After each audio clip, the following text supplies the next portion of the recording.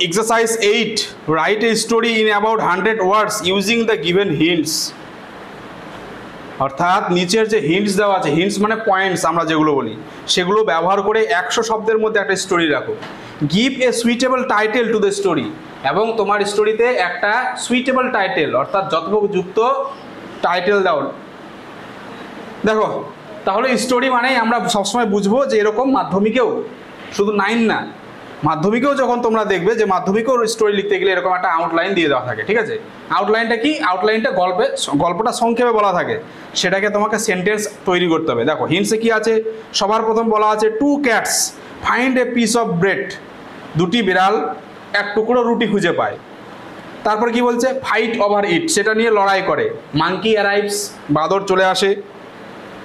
Decides to settle the dispute, এবং সে ঝগড়া, dispute মানে ঝামেলা বা ঝগড়া, সেটা মেটানোর চেষ্টা করে। Monkey breaks the bread into two, বাঁদরটি ইঁদুরটিকে দুটি খণ্ডে ভাগ করে। আনইভেন সাইজ, অসম সাইজ হয় দুটো, একটা ছোট একটা বড় হয়ে যায়। It's a portion from the larger share, এবং যেটা বড় হয়ে গেছে সেটার থেকে সে খেয়ে নেয় এক টুকরো, দুটোকে সমান করার জন্য। ডিসপিউট কন্টিনিউস, কিন্তু খাওয়ার সময় সে বেশি খেয়ে নেয়, ফলে আবার যারটা খেলো তারটা ছোট হয়ে গেল, আর যারটা খায়নি তারটা বড় হয়ে গেল, এভাবে কন্টিনিউস ঝগড়াটা চলতে থাকে। Monkey eats both pieces of bread, আর এইভাবে চালাক বাঁদর দুটি টুকরোই খেয়ে নিল। বোকা সাজলো কারা তাহলে? বিড়ালটা, দুটো বিড়াল, যে এমন একজনকে ঝগড়াটা থামানোর জন্য দায়িত্ব দিল যে নিজেই আবার মনে মনে ভেবেছে যে এদেরকে বোকা বানিয়ে রুটিটা খেয়ে নেব। তাহলে একটা মজার গল্প, ঠিক আছে? এবং এখানে দেখতে পাচ্ছি আমরা যে স্টোরি রাইটিংগুলোতে কী হতো বলো তো? শেয়াল, কখনো কাক, কুমির, এগুলো কথা বলতো না? ফেবল স্টোরি, ঠিক না? নীতি কথার মতো, যেগুলোতে কিন্তু কথা বলে, চরিত্রগুলো কথা বলে। তো আমি যখন স্টোরিটা লিখবো, স্টোরিটাও তাহলে সেভাবে বানিয়ে লিখবো। হতে পারে এটা কাল্পনিক, কিন্তু আমি চেষ্টা করব যে আমার স্টোরিটার যাতে একটা বাঁধন থাকে সুন্দর। শুধু মুখস্থ করে নিলাম সেটা তো কোনো কাজে দেবে না। এখানে আসছে ধর দুটো বিড়ালের গল্প, বিড়াল আর মাঙ্কির গল্প, মাধ্যমিকে চলে আসলো অন্য কিছু। তাহলে আমি এখন থেকে যদি প্রস্তুতি নেই যে হ্যাঁ কীভাবে স্টোরি লিখতে হয়, তাহলে কিন্তু আমি অনেকটা নিজের প্রিপারেশনটা এগিয়ে রাখতে পারবো। প্রথম point, two cats find a piece of bread, দুটি বিড়াল এক খণ্ড রুটির টুকরো পেলো, তো তাহলে আমি কি লিখবো? একটু নাটকীয় করতে হয় স্টোরিগুলো। তাহলে লিখবো ওয়ান্স, একদা, two cats were playing just opposite of a market.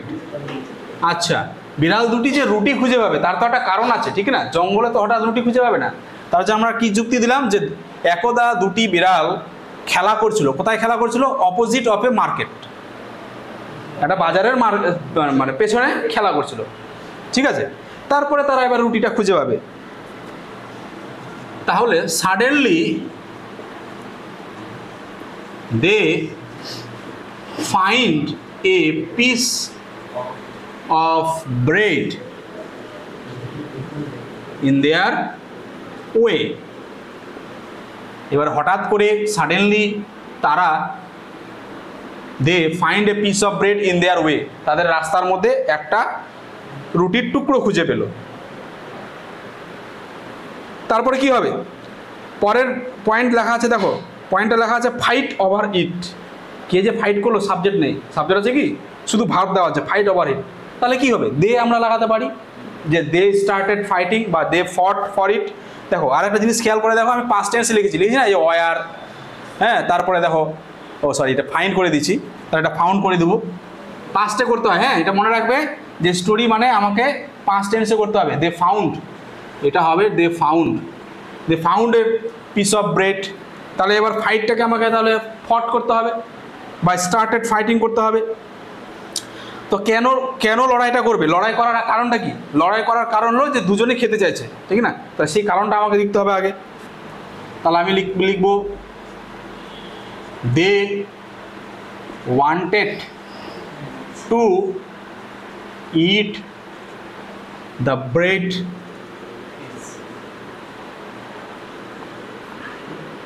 and alone একাকী, and none was ready to give his share. আচ্ছা, তারা ব্রেডটা একাই খেতে চেয়েছিল, wanted to eat the bread alone and none was ready to give his share. হ্যাঁ, কেউ তার ভাগটা ছাড়তে রাজি ছিল না, ঠিক আছে, তার ভাগটা দিয়ে দেবে এটার জন্য কেউ রাজি ছিল না। তারপরে কি হবে? they started fighting for it. they started fighting for it, এই পর্যন্তই লেখো, বেশি বড় হয়ে যাবে। তারা এটার জন্য লড়াই শুরু করে দিল, আমরা তো বলেই দিলাম ফর ইট, এটার জন্য আবার ব্রেড দেওয়ার দরকার নেই। they started fighting for it. Next কি হয়েছে? monkey arrives, এ সময় একটা বাঁদর চলে আসলো। তাহলে লিখবো অল অফ এ সাডেন, এরকম কিছু আমাকে ফ্রেজ লাগাতে হবে ধাপে ধাপে ঘটনাটা বলার জন্য, কালানুক্রম বজায় রাখার জন্য। অল অফ এ সাডেন, হঠাৎ, এ মাঙ্কি অ্যারাইভড দেয়ার, একটা বাঁদর হাজির হলো সেখানে, and saw the cats fighting for the bread, এবং সে দেখলো বাঁদরগুলো রুটির জন্য লড়াই করছে। তারপরের পয়েন্টে আছে decides to settle the dispute, সে সিদ্ধান্ত নিল সে ঝামেলাটাকে কি করবে? সেটেল করবে, মিটমাট করবে। তাহলে মাঙ্কিটা নিশ্চয়ই ক্লেভার ছিল, তো দ্য ক্লেভার মাঙ্কি, চালাক বাঁদরটি, decided to settle the dispute, চালাক বাঁদর সিদ্ধান্ত নিল তাদের এই ঝামেলাটা মেটাবে। তোমরা খেয়াল করবে বাড়িতে গিয়ে, বা এখনও খেয়াল করতে পারো যে প্রত্যেকটা পয়েন্ট কিভাবে আমি সেন্টেন্সে রূপান্তর করছি, বুঝা গেলো? মুখস্থ ছেড়ে দাও, মুখস্থ করে রাইটিং স্কিল সম্ভব হবে না, এটা মাথায় রাখবে সবসময়। ক্লাস 9-এ যদি তোমাকে 8টা রাইটিং স্কিল করতে হয়, মাধ্যমিকে যখন ক্লাস 10-এ উঠবে সেখানে তোমাকে মিনিমাম 30টা করতে হবে, মিনিমাম 30টা। তো সম্ভব নয়। তো আমি যাতে নিজে নিজে ফ্রি সেন্টেন্স লিখতে পারি আমার টেন্সের জ্ঞান কাজে লাগিয়ে, সেটা চেষ্টা করবে। তোমরা শুধু দেখবে যে আমি এই পয়েন্টগুলোকে কিভাবে একটা সেন্টেন্সে পরিণত করেছি, সেটা শুধু শেখার চেষ্টা করবে, বোঝা গেলো? তাহলে দেখবে ভবিষ্যতে আজকে মাঙ্কি নিয়ে এসছে, এরপরের দিন ক্রোকোডাইল চলে আসলো, ঠিক আছে, বা ক্লেভার ফক্সের স্টোরি চলে আসলো, তুমি সহজে লিখতে পারবে। কিন্তু তুমি যদি থিওরিটা না জানো, সূত্রটা না জানো যে কীভাবে সেন্টেন্সে রূপান্তর করছে, তাহলে কিন্তু তোমাকে মুখস্থ করতে হবে অন্ধের মতো, ঠিক আছে? ওই জন্য বাড়িতে গিয়ে বা যখন দেখবে লেখাটা, তখন দেখবে যে এখানে তো পয়েন্টটা ছিল ছোট, তাহলে এই ছোট পয়েন্টটাকে কীভাবে আমি সেন্টেন্সে রূপান্তর করলাম, বোঝা গেলো? আর কিছু কিছু তো ইমাজিনেশন, কল্পনা শক্তি লাগাতে হবে। তাহলে হয়ে গেল। এবার কি করছে দেখো চালাক মাঙ্কিটা, monkey breaks the bread into 2। তারপর লিখবো the monkey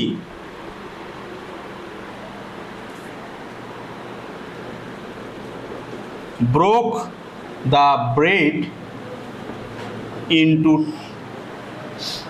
2 uneven size to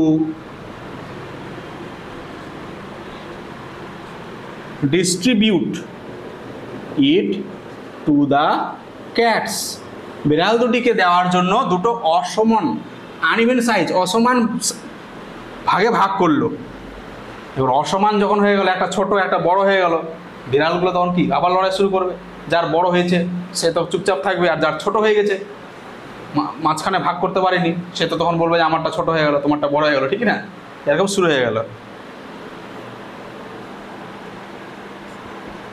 The cats started quarreling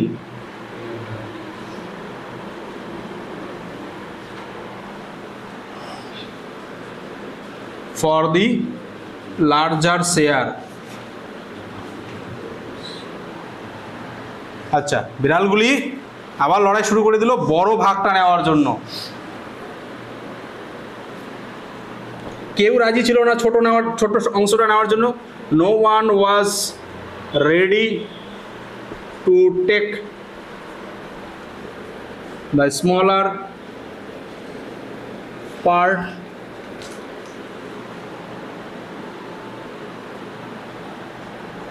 the monkey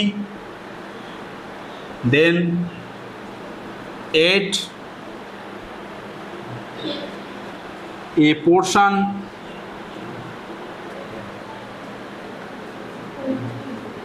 from the larger share, বড় ভাগ থেকে একটু খণ্ড বাঁদরটি খেয়ে নিল।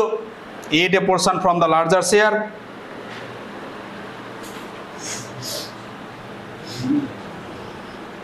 again the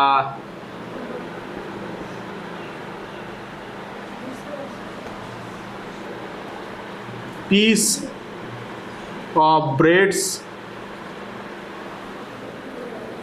got uneven in size, আবার সেই রুটির টুকরোগুলো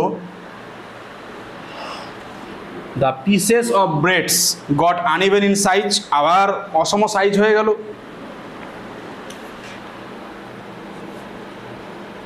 thus dispute continued and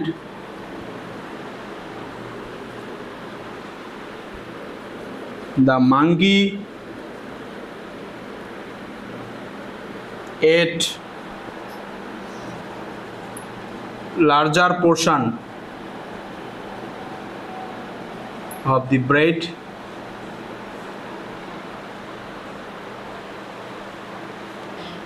এভাবে ঝামেলাটা কন্টিনিউড হতেই থাকলো এবং বাঁদরটি রুটির একটা বড় অংশ খেয়ে ফেললো। তারপর সবার শেষে বলছে monkey eats both pieces of the bread, অর্থাৎ দুটি খণ্ডই খেয়ে নিল। The clever monkey ate both the pieces of bread and the foolish cats, আচ্ছা চালাক বাদর দুটি টুকরোয় খেয়ে ফেললো এবং বোকা বেড়ালরা কি করলো? আচ্ছা উপর অংশটা হয়েছে, পরিষ্কার করতে পারি। and the foolish cats failed to realize the cleverry of the monkey, আচ্ছা এবং বোকা বেড়ালরা সেই চালাক বাদরের ক্লেভারি চালাকিটা তারা বুঝতে পারলো না। দে লস্ট দ্য ব্রেড, তারা রুটিটি হারিয়ে ফেলল। ঠিক আছে, বাস আমার স্টোরি শেষ। এবার স্টোরি শেষে একটা মোরাল দিতে হয়। মোরাল মানে নীতিকথা। অর্থাৎ গল্পটা পড়ার পর বা গল্পটা লেখার পর তোমার একটা নিজস্ব ভাবনা যে কি শিখলে বা কি বলতে চাইলো, গল্পটা কি শেখালো আমাদেরকে। যে ঝগড়া করলে কি হয়, আমরা সব কিছু হারিয়ে ফেলি, ঠিক না? আমরা এখানে দিতে পারি অ্যাঙ্গার অ্যান্ড গ্রিড ডেস্ট্রয় আস, বাস রাগ এবং লোভ আমাদেরকে ধ্বংস করে, বাস অ্যাঙ্গার অ্যান্ড গ্রিড ডেস্ট্রয় আস, এভাবে আমি দিতে পারি মোরালটা। ঠিক আছে, এবার ছোট করে একটা স্টোরি রাইটিং লেখা হলো। যদি কোনো বুঝতে অসুবিধা হয় তোমাদের কোথাও কোনো সেন্টেন্স নিয়ে অবশ্যই এবার জিজ্ঞেস করতে পারো, ঠিক আছে?